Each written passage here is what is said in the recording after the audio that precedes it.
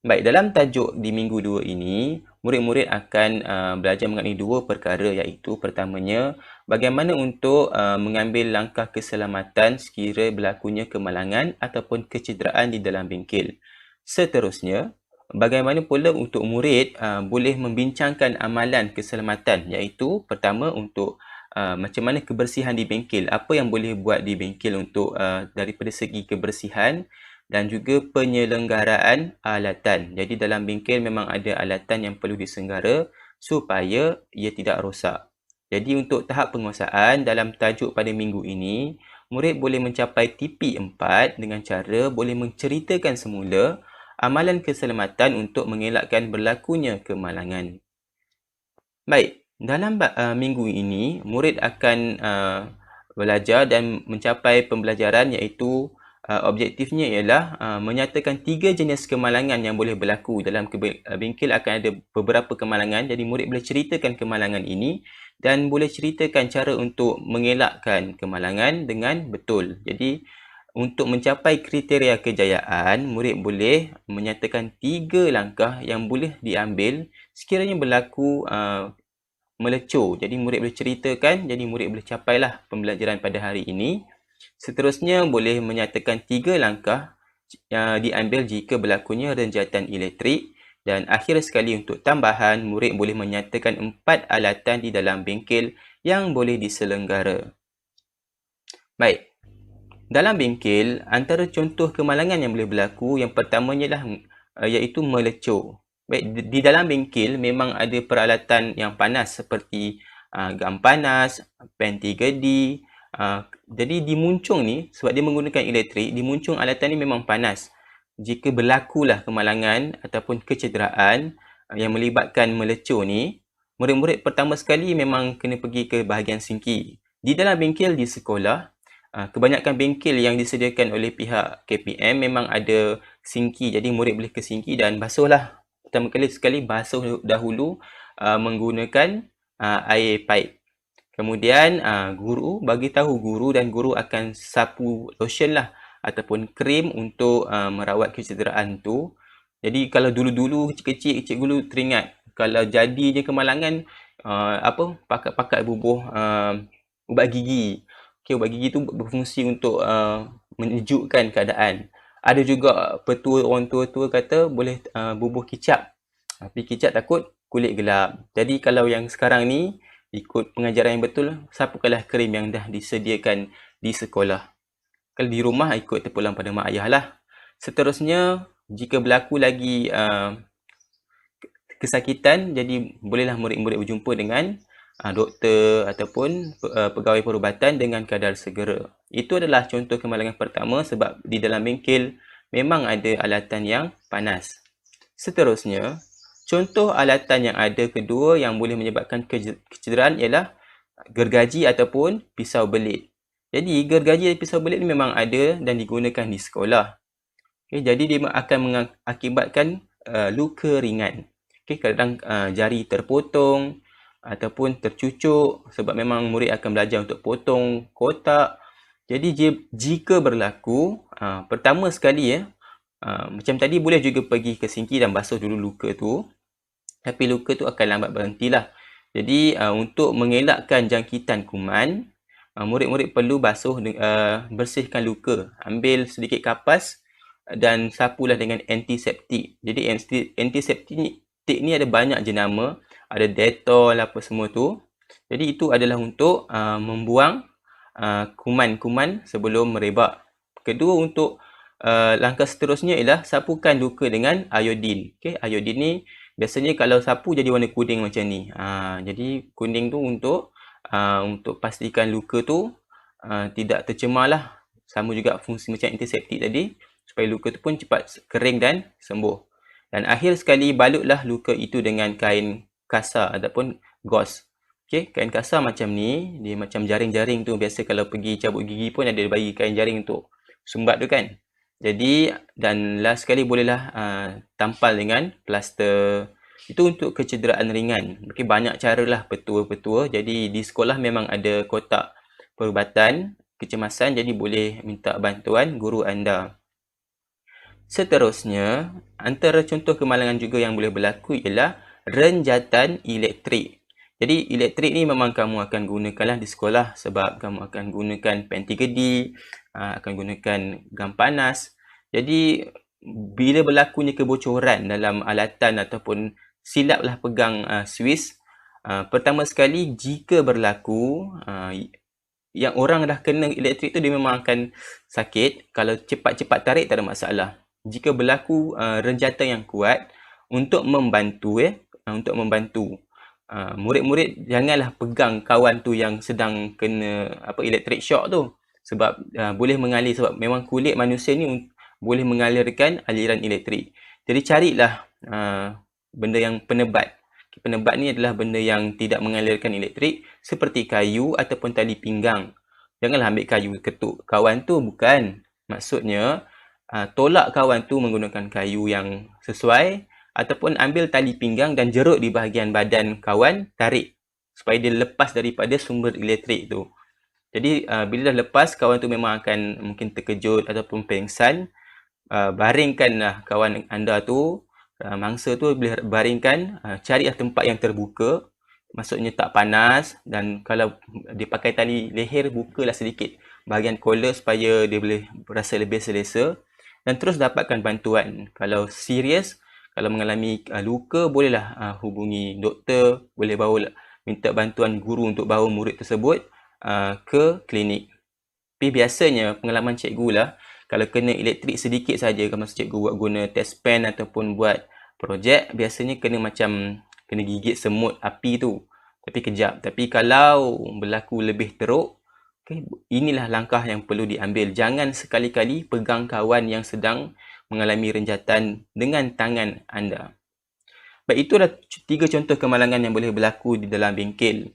Seterusnya kita nak lihat juga amalan keselamatan di dalam bengkel. Jadi bengkel ni adalah ruang yang terhad.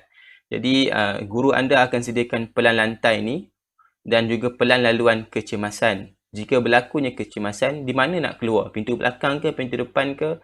Dan pastikan kegunaan di bengkel, dua-dua pintu tu boleh buka. Mesti wajib dua-dua pintu depan dan belakang. Memang wajib bengkel sekolah ada 2 pintu. Jadi murid boleh keluar di mana-mana pintu jika berlaku kecemasan. Ingat tak lagi pada minggu lepas, kita dah belajar mengenai simbol keselamatan, dan warna-warna simbol. Macam lihat di bengkel ni ada kuning ni, merah, itu semua adalah laluan-laluan kecemasan yang ada. Baik, di dalam bengkel juga kita ada alatan untuk bantu mula ataupun alatan untuk mengelakkan kemalangan ataupun kecederaan. Biasanya di bengkel memang ada kotak ni lah, first aid ataupun bantu mula.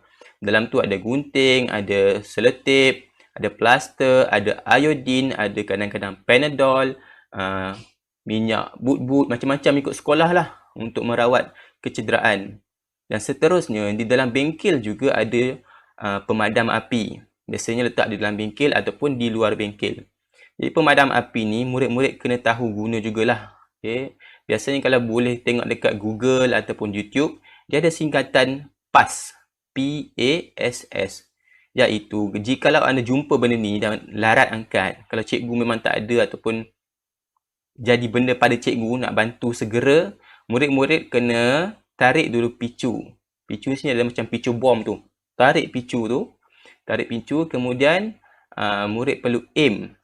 Aim ni maksudnya pergi ke sasaran tu.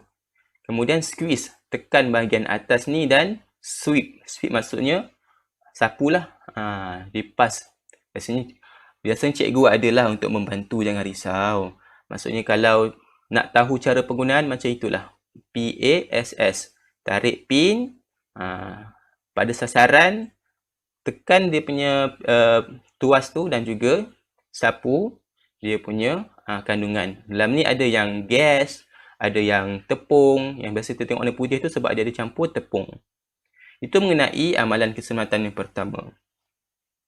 Seterusnya, jadi dalam bengkel juga ada 2 perkara yang kena buatlah. Pertama, mesti pastikan susun atur kebersihan. Maksudnya nanti ada tugasan lah untuk kemas meja, kemas kerusi, kemas lantai, susun alatan, dan semua alatan ini kena simpan dalam tempat yang selamat dan sesuai. Contoh benda-benda yang berminyak ataupun benda yang bahaya kena simpan lebih tinggi. Alatan yang selalu digunakan mesti tempatnya di bawah supaya mudah dicapai oleh murid-murid. Jadi kena simpan semula di tempat yang betul. Bagaimana caranya? Contohnya, antara amalan yang boleh dibuat ialah membersihkan meja, menyapu lantai. Yang ini daripada segi kebersihan bengkel. Seterusnya, untuk keselamatan alatan, susun balik. Jikalau benda tu digantung, gantung balik.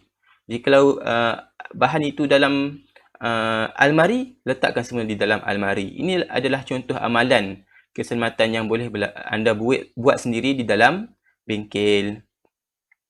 Baik. Ini adalah bahagian yang seterusnya, iaitu mengenai penyelenggaraan alatan. Jadi dah tengok tadi amalan keselamatan jika berlaku kemalangan ataupun kecederaan. Sekarang ini kita nak lihat pula macam mana nak buat penyelenggaraan. Penyelenggaraan ni apa maksudnya? Penyelenggaraan ini adalah macam kita jaga alatan tu. Okay? Macam manusia, kita menyelenggara badan kita, kita kepit kuku, kita macam yang dah besar-besar ni buang misai ataupun cukur janggut, ikut yang mana kesesuaian. Jadi itulah penyelenggaraan, maksudnya kita jaga benda tu dengan baik. Contoh alatan yang boleh diselenggara ialah pertama sekali iaitu gunting.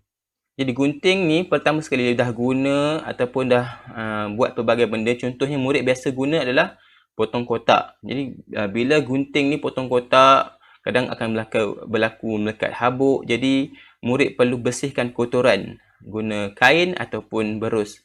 Kadang-kadang yang paling berlaku tak berapa nak elok tu bila gunting tu melekat selotip. Selotip ni maksudnya dia akan melekit di bahagian hulu gunting. Jadi bersihkanlah elok-elok dan seterusnya titiskan minyak supaya dia kurang risiko berkarat. Maksudnya gunting ni janganlah letak kat tempat terdedah. Elok letak di dalam tempat yang bertutup. Sebab bila dah banyak kali guna, dia boleh ada risiko berkarat. Jadi minyak ni berfungsi untuk mengelakkan karat tu berlaku lah. Jadi gunting. Itu seterusnya kita boleh lihat juga alatan lain yang menggunakan kuasa elektrik. Okay, contohnya gam perekat panas ataupun nama Englishnya adalah hot glue gun dan juga pen 3D. Jadi dua alat ni memang akan digunakan dalam tajuk yang ketiga, tajuk keempat. Okay, banyak murid-murid akan gunakan alatan terutamanya hot glue gun. Jadi pertama sekali macam biasalah alatan elektrik jangan bagi terkena air. Kedua, setelah guna dimuncung ni nanti dia ada lebihan. Jadi pastikan cucilah dengan kain supaya lebihan-lebihan tidak meleleh dan juga bagi dia dalam keadaan kotor. Seterusnya, jika nak gulung balik wayar tu, okay, ni bahagian hujung wayar kan. Jangan kepak terus wayar tu. Gulung dalam bentuk bulatan supaya dia tidak putuslah wayar-wayar di dalam peralatan elektrik di dalam bengkel. Baik, itu mengenai alatan elektrik ini. Dan akhir sekali kita ada juga alatan seperti pisau belit. Jadi ini satu tips lah. Pisau belit ni kalau murid-murid boleh lihat ya, di sini ada satu garisan. Banyak garisan tu kan. Jadi setelah banyak kali guna, contoh murid akan guna pisau ni untuk potong kotak. Okay, potong kotak atas cutting mat ataupun tikar memotong. Jadi setelah guna, kalau dah tumpul memang kena patahkan mata pisau. Okay, ni patahkan mata pisau ni. Maksudnya guna plier memang boleh patahkan mata pisau dengan bantuan guru ataupun dengan pengawasan guru. Seterusnya, jika dah habis dia punya yang garisan-garisan ni dah habis kita patahkan, boleh tukar mata pisau. Okay, mata pisau ni boleh tukar. Jadi sama juga, simpanlah pisau ni di tempat yang tertutup bagi mengelakkan karat. Memang pisau ni senang berkarat jika terdedah pada mungkin habuk yang banyak, bengkel yang ada habuk banyak. Jadi pastikan simpan balik di tempat yang bertutup. Jadi itu adalah dua perkara yang kita belajar pada hari ini, iaitu amalan keselamatan dan juga macam mana kita nak mengelakkan kemalangan ataupun kecederaan. Jadi murid boleh buatlah peta buih di dalam buku nota sebagai nota ringkas dan seterusnya amalan-amalan amalan penyelenggaraan ni perlu dibuatlah sekiranya telah buat projek. Biasa kalau kita dah guna, kita kena kemas dan juga selenggara alatan supaya alatan tu boleh tahan lama.